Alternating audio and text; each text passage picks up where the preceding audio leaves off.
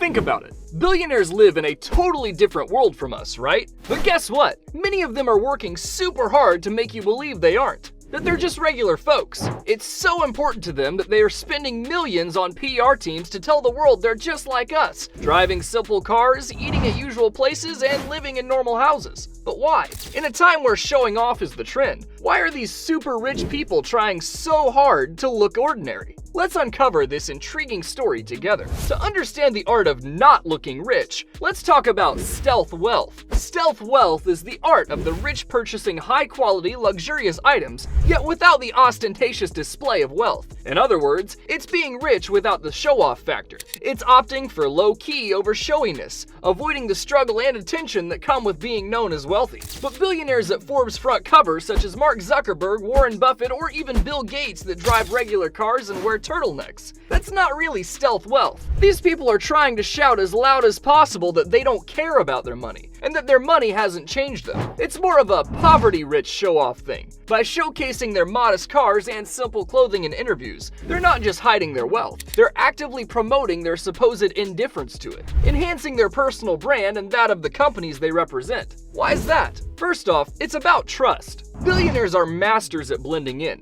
deliberately downplaying their wealth. It's a strategic move, a sort of everyman facade that helps them gain trust and favor. Surprisingly, a survey of 1,000 people revealed a whopping 78% prefer dealing with those who seem down to earth, regardless of their financial standing. This perception of economic similarity is a powerful tool, especially in negotiations, making it easier for billionaires to strike deals beneficial to them. Billionaires want to be trustworthy, and their billions seem to be a problem to more than trust. The second reason is for financial stability. In the world of high finance and power, flashing wealth can attract the wrong kind of attention. Governments and regulatory bodies, always on the lookout for financial irregularities, tend to scrutinize those who show off their affluence more intensely. Thus, by adopting a more modest lifestyle, billionaires can fly under the radar, avoiding extra scrutiny over their wealth. Reason number 3, to reduce in-company fraud. Today's leading CEOs are setting a new trend in the business world. Gone are the days of formal suits and ties. Now, it's all about hoodies and casual wear at the top of the biggest companies. This shift isn't just about comfort, it's a strategic choice. Many business leaders are picking up on this trend, knowing that investors are impressed when they see them living a simpler lifestyle, ditching flashy luxury items, because it sends a powerful message about them being careful with money, a quality that's essential in running a successful business. And guess what? There's actual data showing that this down-to-earth style is more than just a fashion statement. It's a key part of their success story. A study by the National Bureau of Economic Research supports this, finding a correlation between personal frugality and reduced instances of fraud within companies. The simple story of people in the company not pushing the boundaries to try to look like their bosses. However, the reality behind this facade of modesty is often different. Take Warren Buffett, for instance. He may own an old car, but he's usually escorted in a fleet of secure SUVs. Mark Zuckerberg's daily attire may be a simple gray shirt, but they are custom made by a luxury designer. Elon Musk might own a tiny home near SpaceX, but his primary residence is a sprawling 80,000 square foot $1 million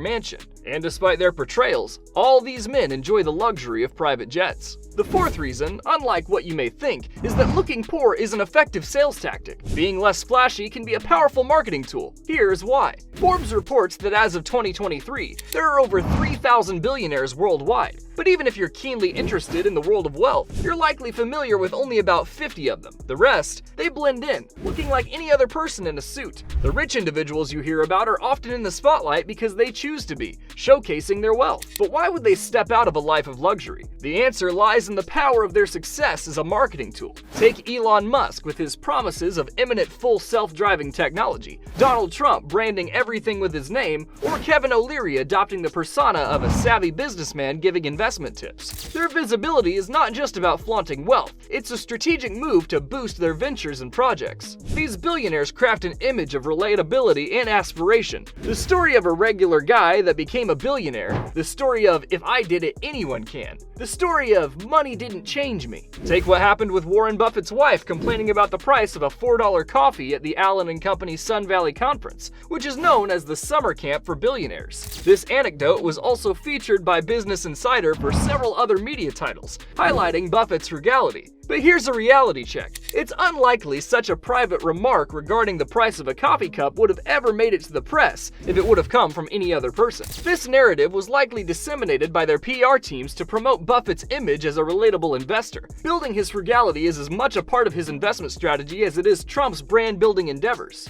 But here's another side to the effectiveness of looking poor for sales reasons. Those who chase the dream of get-rich-quick need to believe in the possibility of sudden wealth, and that they too can achieve it. Having successful people telling regular people to cut down on luxuries to improve their financial situation is fine. But if they're telling them to cut down on luxuries so they can spend their money on a YouTube course that will make them rich instead, that's obviously bad. In reality, they're just ordinary people pretending to be rich, pretending to be ordinary. The stories that super rich people tell about their simple cars, ordinary homes, and normal lifestyles can make regular folks feel bad for wanting small luxuries. For example, if someone like Warren Buffett drives an old car, it might make you wonder why you should buy a new one. This isn't to say that spending money carelessly is okay, but it does shift focus away from the real issue, which is not earning enough money. Just cutting back on spending isn't always enough to fix your money problems. Sometimes you just need to make more money. This idea that being super thrifty is the way to be successful is actually a tactic used by billionaires. It's a way for them to keep their employees content with less, thinking they should be thrifty like their bosses.